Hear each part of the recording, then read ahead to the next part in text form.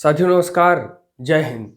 साथियों आज हम वीरांगना महारानी लक्ष्मीबाई के बारे में उस गीत को सुनेंगे जो झांसी से लेकर पूरे भारत भर में शौर्य और वीरता की यश कीर्ति स्थापित किए हुए हैं। झांसी के बारे में कहा जाता है कि मैं क्रांतिकारियों की तपस्थली, मैं वीरों की तपस्थली और क्रांतिकारियों की काशी, मैं हूँ झांसी, मैं हूँ झांसी, मैं हूँ झांसी, मैं हूँ झांसी।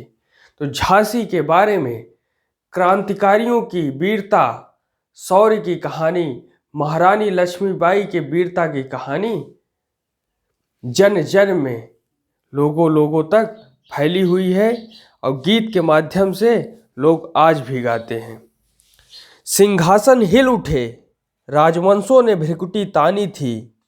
सिंहासन हिल उठे, राजवंशों ने भ्रिकुटी तानी थी। बूढ़े भारत में भी आई फिर से नई जवानी थी। गुमी हुई आज़ादी की कीमत सब ने पहचानी थी।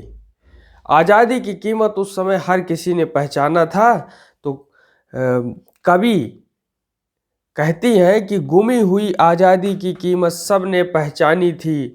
दूर फिरंगी को करने की सबने मन में ठानी थी। चमक उठी सन 57 में, 1857 की बात हो रही है कि चमक उठी सन 57 में, वह तलवार पुरानी थी। बुंदेलो हर बोलो के मुंह हमने सुनी कहानी थी। खूब लड़ी मर्दानी वह तो झांसी वाली रानी थी। कानपुर के नाना की मुंहबोली बहन छबीली थी।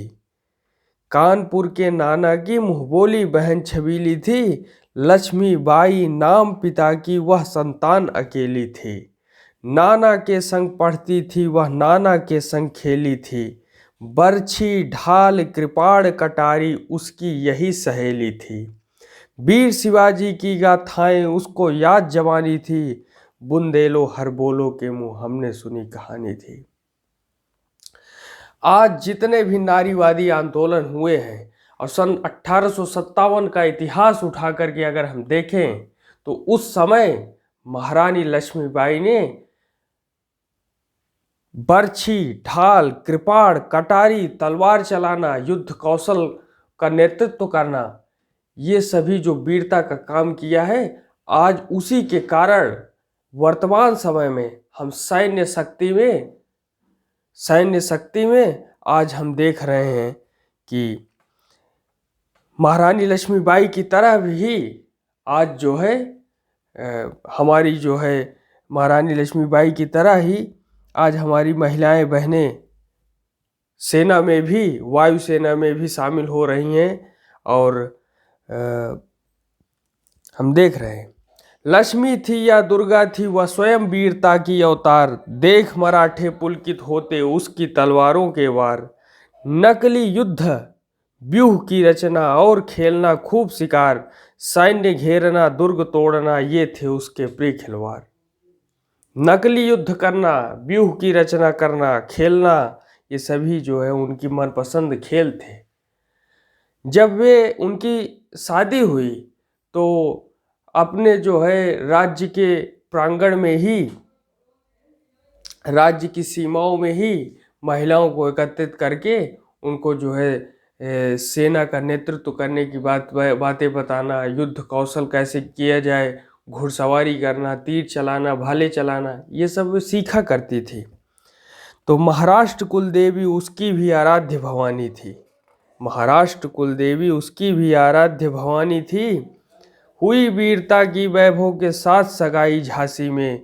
ब्याह हुआ रानी बनाई लक्ष्मीबाई झांसी में। राजमहल में बजी बधाई खुशियाँ छाई झांसी में।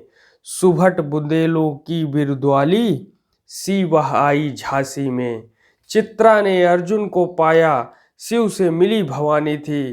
बुंदेलो हर बोलो के मुंह हमने सुनी कहानी थी। उदित हुआ सौभाग्य मुदित महलों में उजियाली छाई। उदित हुआ सौभाग्य मुदित महलों में उजियाली छाई। किंतु काल गति चुपके काली घटा घेर लाई। तीर चलाने वाले कर में उसे चूड़ियां कब भाई। तीर चलाने वाले कर में उसे चूड़ियां कब भाई, रानी विधवा हुई हाय विधि को भी नहीं दया आई।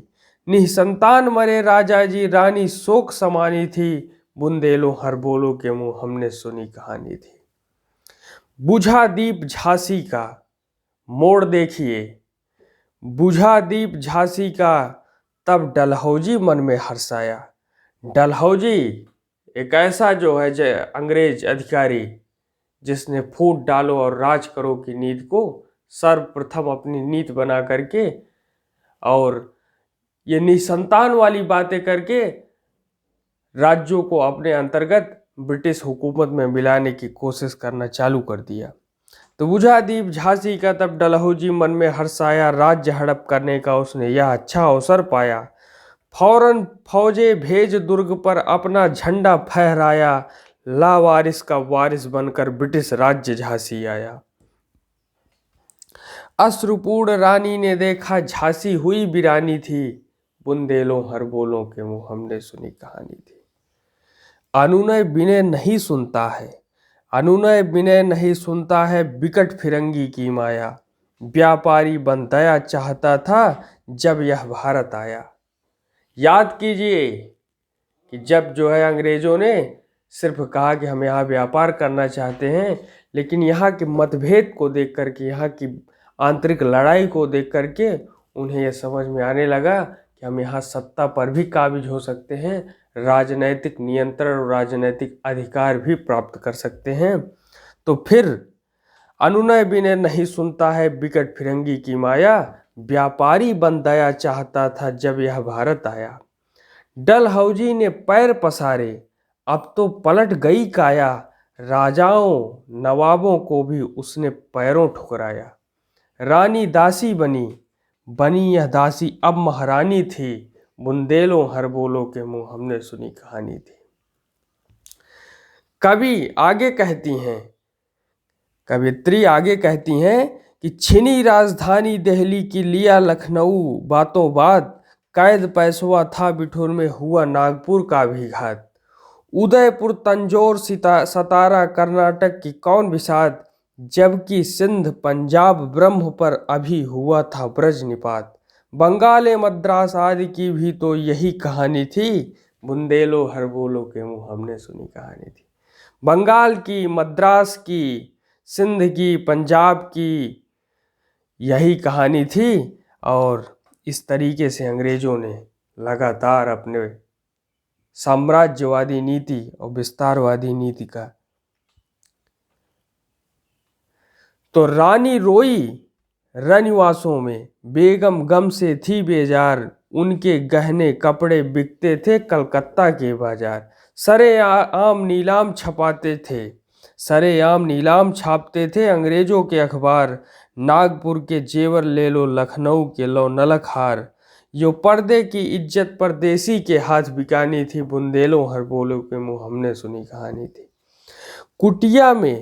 कुटियों में थी विषम वेदना, महलों में आहत अपमान। वीर सैनिकों के मन में था अपने पुरखों का अभिमान। नाना धुंधु पंत पेशवा, जुटा रहा था सब सामान। बहन छबीली ने रणचंडी का कर दिया प्रकट आह्वान। हुआ यज्ञ प्रारंभ, उन्हें तो सोई ज्योति जगानी थी, बुंदेलो हर बोलो के मुंह हमने सुनी कहानी थी। महलों ने दी आग, झोपड़ी ने ज्वाला सुलगाई थी। महलों ने दी आग, झोपड़ी ने ज्वाला सुलगाई थी। यह स्वतंत्रता की चिंगारी अंतरम तम से आई थी। यह स्वतंत्रता की चिंगारी अंतरतम से आई थी। झांसी चेती, दिल्ली चेती, लखनऊ लपटे छाई थी। मेरठ, कानपुर, पटना ने भारी धूम मचाई थी।